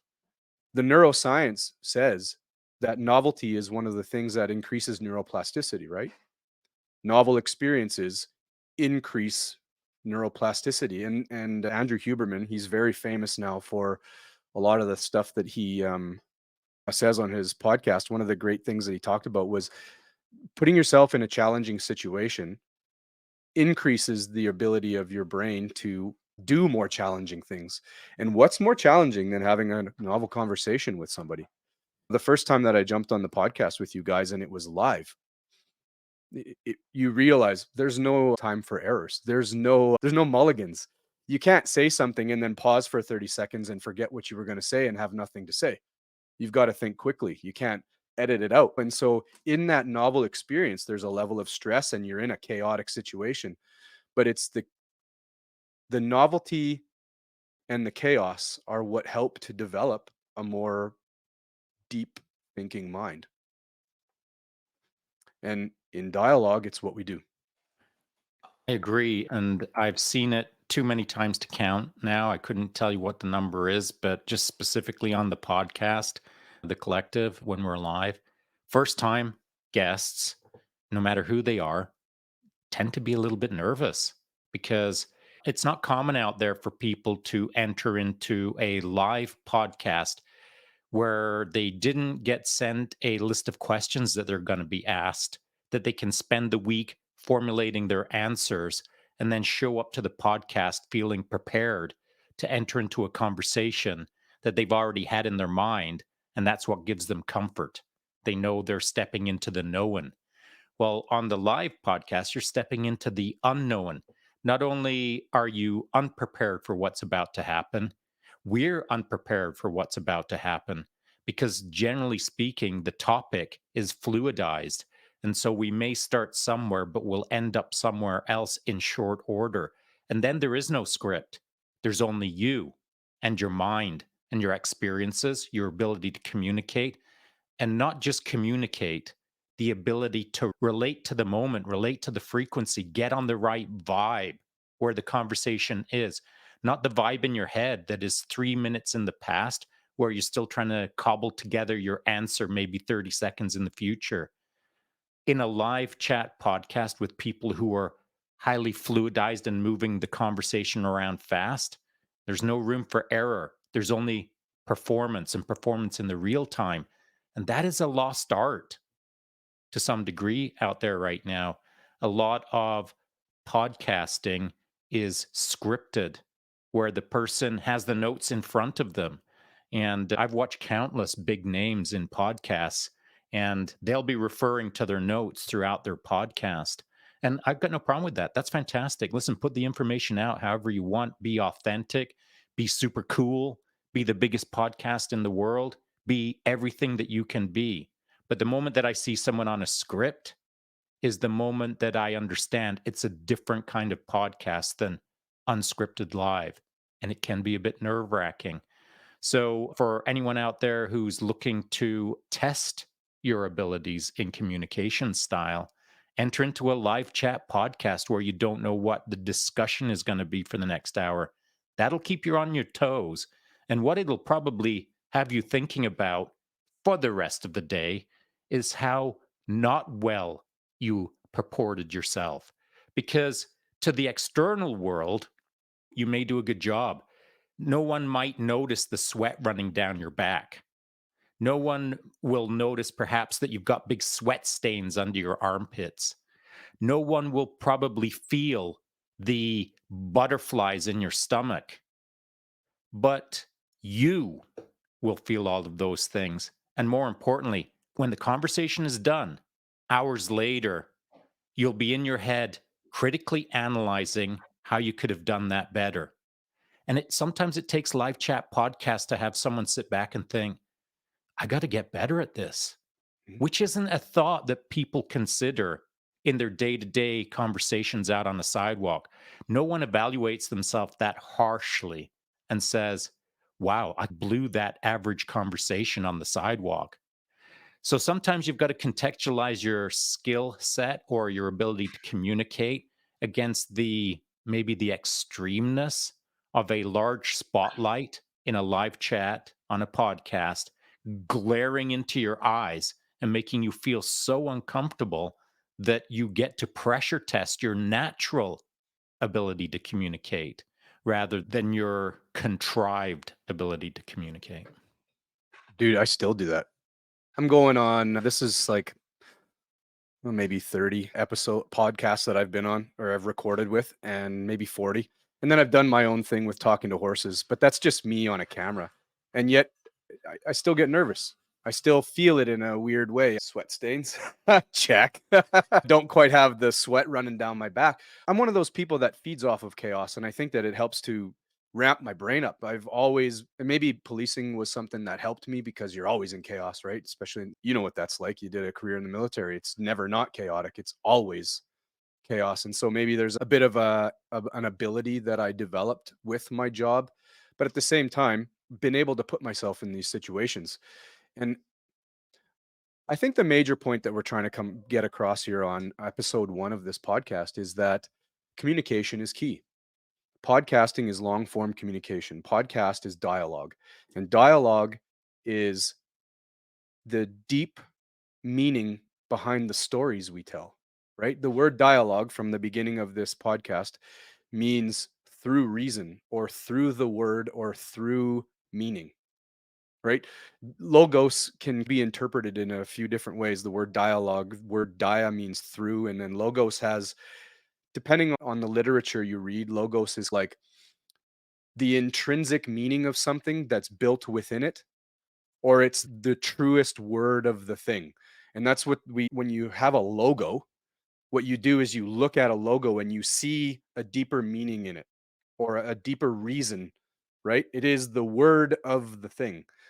Everybody knows what a Nike swoosh represents. Everybody knows what the Under Armour symbol and the golden arches of McDonald's. And we could go through history and we could find all the logos that have been made. And what those are representations of a deeper value built into the thing.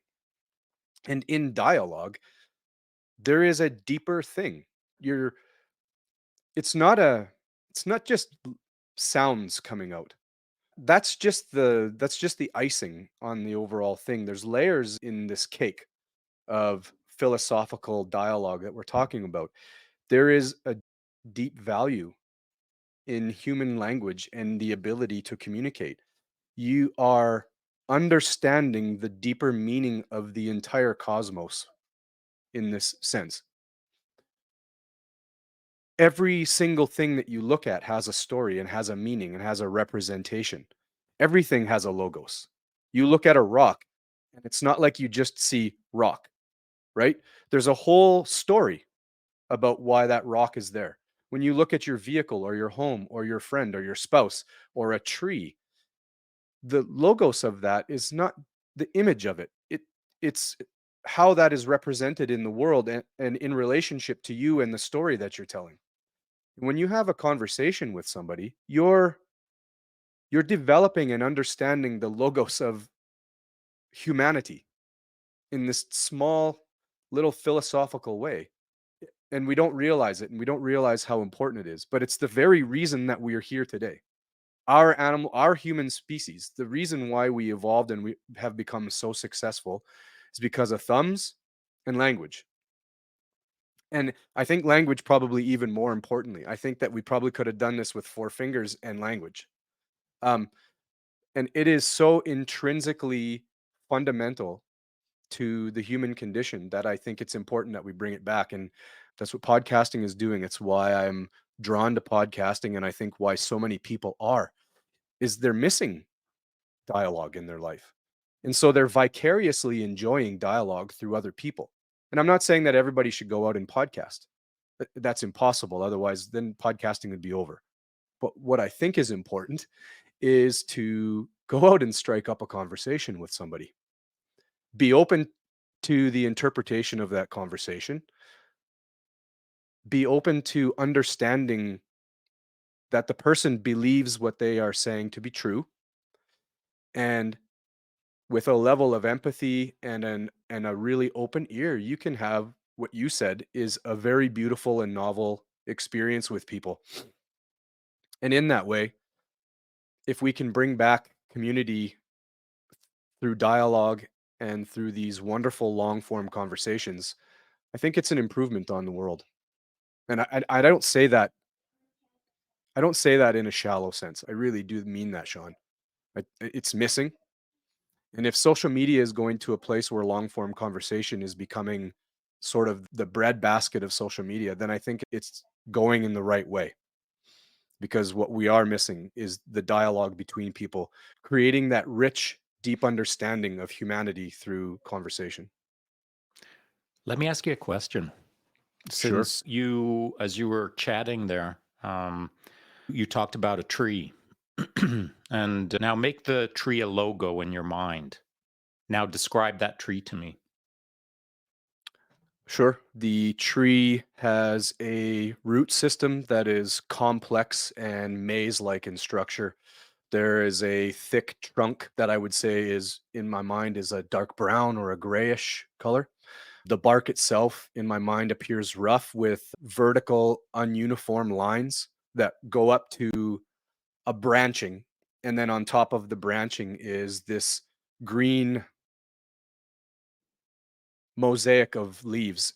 In my mind, when I think of it, I'm taking that because of all of the trees I've seen in my life, and I'm generalizing them based on that. The image in my mind is like a two-dimensional drawing that I could do with a pencil, but I can see deeper than that into what I would think when I'm picturing a tree. So, what you did was you saw a healthy tree that was well rooted, well established, had been in the game for some time. You saw it as a two-dimensional object, but you gave it three dimensionality in perhaps philosophical depth. Is that fair to say? Yeah, and we're this is just a thought exercise. Yeah, of course, of I course. could have Yeah, gone so much deeper, but yeah, yeah. initially that's just what I got out of it. But yes. Right. Yeah. Yeah. So, what you didn't picture was a sickly, withered, unhealthy tree, right? Mm-mm. No. Right. You didn't picture a tree that had been chopped down and was rotten. Everyone thinks of the logo, the identity of something in their mind. We've all got a captured tree in our mind. The tree, when we think tree, that's what we see. When we think dog, we think that. When we think rock, we think that. We've all got our version of what all of these objects are, to include communication. And Mhm. so everyone has a sense of what their healthy tree conversation looks like in their mind. And Mhm. and they also have their sickly tree, their warped, no leaves, gnarly, disease sickly tree. No one pictures that immediately, but when someone says, "Now think of a sickly tree," we can all snap into our mind what a sickly tree looks like. But Yep. that's not our first point of contact.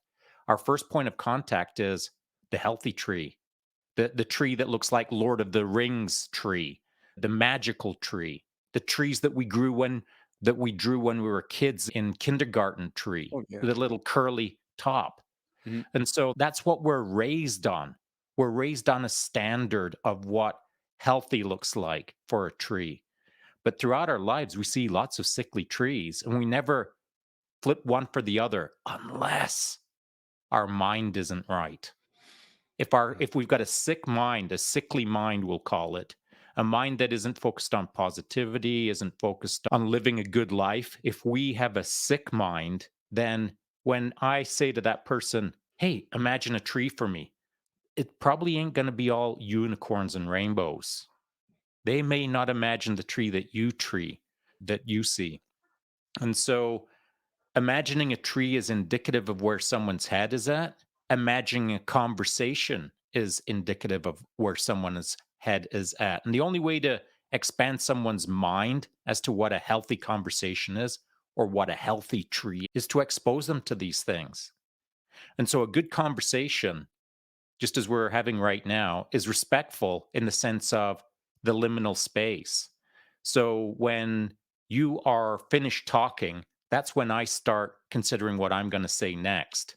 As you're talking, I'm simply listening, letting the ideas go by, maybe picking one up and putting it down here on my desk and not staring at it, just grabbing, putting down, and then paying attention in the real time as it unfolds. The moment that you're finished, I create my liminal space, which is pause 2, 3. And that 2, 3 may last a split second.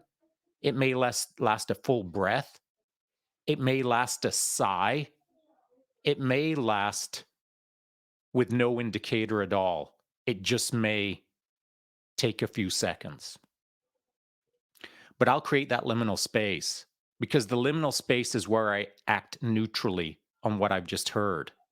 And so the moment that I've given it the time, which may be inconceivable or unimaginable to someone because it happens that fast.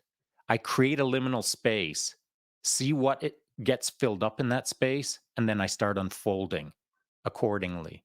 And so the idea behind a tree being healthy or sick, the idea behind a conversation being healthy or sick, these are things that you have to contextualize against the patterns you've seen in your life.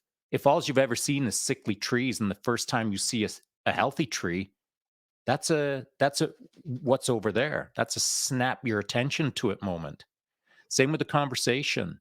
If your conversations have been unhealthy for years and all of a sudden you bump into a healthy conversation, that should be a what just happened there?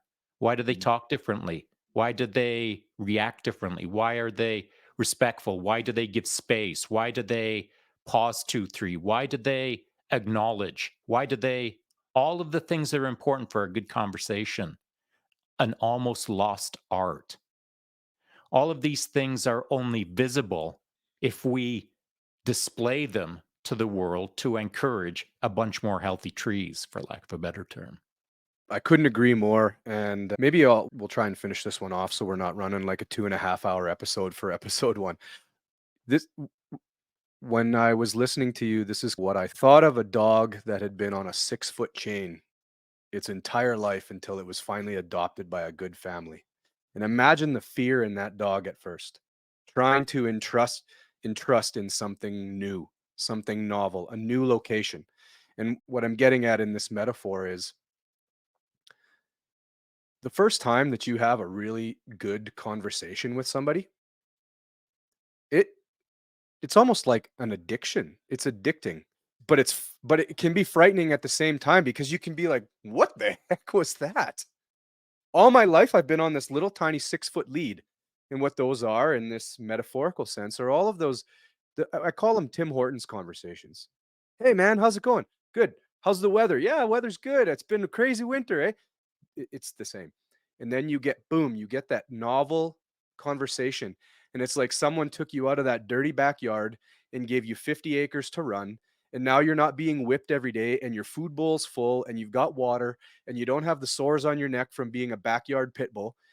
And conversation is what you're starting to crave. And it's the connection to people. Like you said, why would somebody look at a tree and think of a disgusting old rotting log? It defies what the logos of tree is.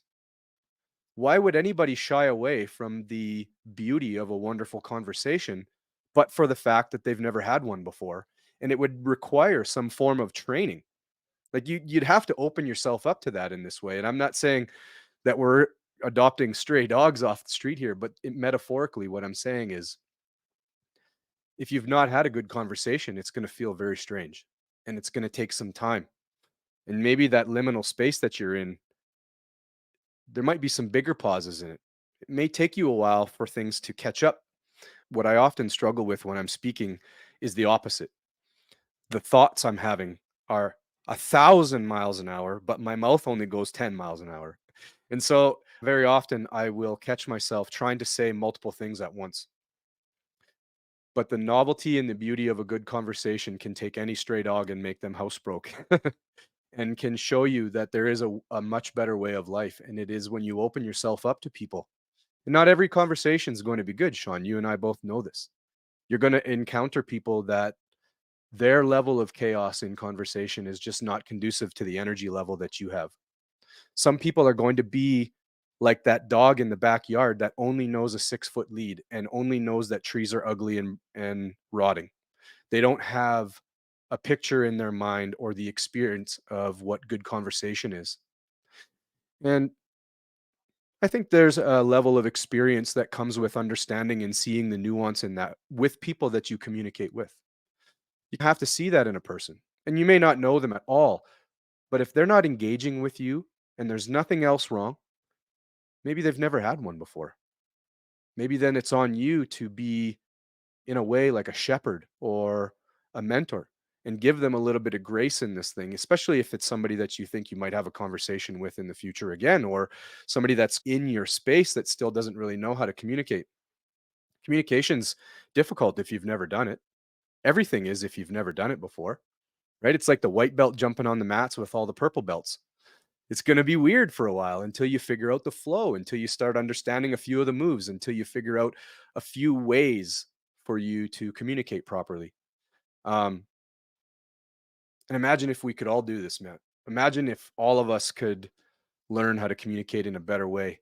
Imagine if we could take the left and the right in this global arena of politics and life and what's going on right now, and we could all start to have dialogue in a more mature open-minded, free-flowing way where we attacked ideas instead of people. And one of the fears I think that people have when they enter into dialogue is that the attacks will be ad hominem instead of attacking the idea. And I think that's frightful for people, is that we live in a time now where you're attacked online for communication.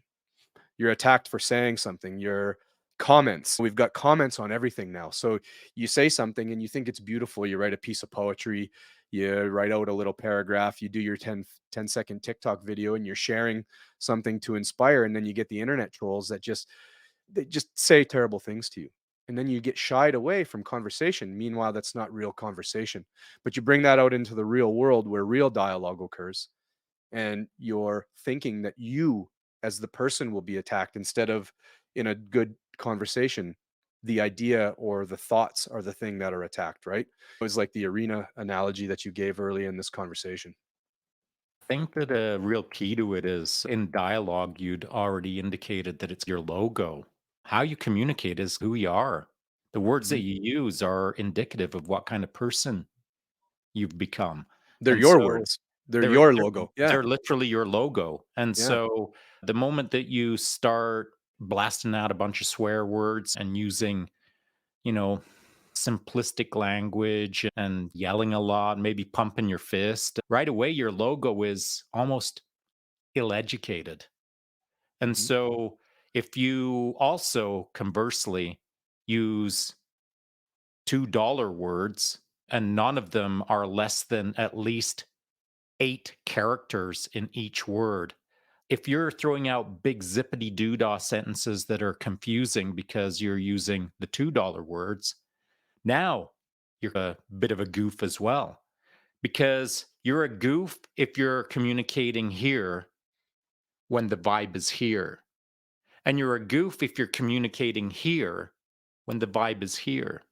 You got to know your audience. You got to Mm. not play to the audience. You've got to know your audience. The world is a stage after all. And so, at least I believe that's what Shakespeare said. And if the world is a stage, then it's our jobs to act accordingly as the character that we want to play. So, do you want to be the villain with all the swear words and the ill educated speech? Do you want to be the king who comes in and has the speech that is flowery and too long? Do you want to be the general who chooses his words wisely and delivers them appropriately? Do you want to be the jester? Everyone gets to pick their part in this world, the stage of life that we're Mhm. all acting out. And so, if your identity in your mind is to run a good empire, then you have to choose your words wisely. You can't adopt court jester speech if you really want to run the world stage. Bam. Let's end there. And I hope everybody joins us again for episode 2. Don't forget to subscribe, share, and drop comments to us. Sean, that was really awesome for episode 1. Other than the 5-day pee break that we had to take for for technical reasons, but it's figured out and fixed. And episode 2, I don't know. I think you and I are doing this live thing through recording. We don't Yeah, have a script. yeah, for sure. For We're sure. just gonna figure out what we talk about every day somehow, and then go from there. The good news is, as far as I'm concerned, the second conversation that we're going to have has already been had. We just haven't had it yet. You know what I'm We just saying? have to act it out. Yeah, man. That's right. Everything's already happened if you think of it that way. But now we're gonna get on a tangent here. On So the I'm gonna stage. yeah. Hey, folks, if you made it this far, I really appreciate it, man. Sean and I thank you very much. We're grateful that you listened and gave us a couple hours of your time, and we'll see you again upon the horizon. Peace. Peace.